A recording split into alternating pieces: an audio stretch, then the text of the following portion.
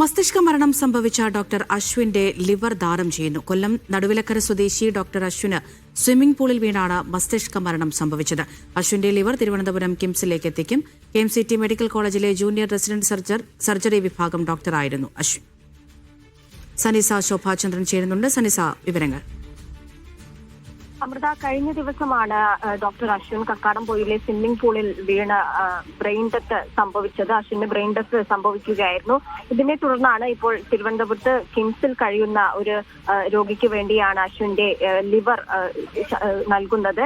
ഇത്തരത്തിൽ ഇപ്പോൾ അല്പസമയം മുൻപ് കൊല്ലം NSS ഹോസ്പിറ്റലിൽ നിന്നും അശ്വിനെ പോലീസ് എസ്കോർട്ടോടുകൂടി ആംബുലൻസിൽ അശ്വിന്റെ ലിവർ ഇത്തരത്തിൽ തിരുവനന്തപുരത്തേക്ക് എത്തിക്കാൻ വണ്ടി അവിടെ നിന്നുള്ള സംഘം പുറപ്പെട്ടു കഴിഞ്ഞു. 12:30-ക്കുള്ളിൽ തിരുവനന്തപുരത്ത് കിംസിൽ എത്തിച്ചേരുമെന്ന വിവരമാണ് അവസാന ഘട്ടമായിട്ട് നമുക്ക് ലഭിക്കുന്നത്. കൂടാതെ ആരാണ് ഈ ലിവറിന്റെ സ്വീകർത്താവ് എന്ന വിവരമൊന്നും നിലവിൽ ലഭിച്ചിട്ടില്ല.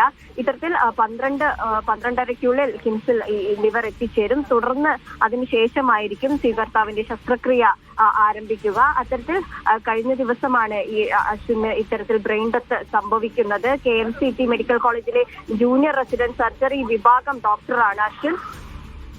അമൃത.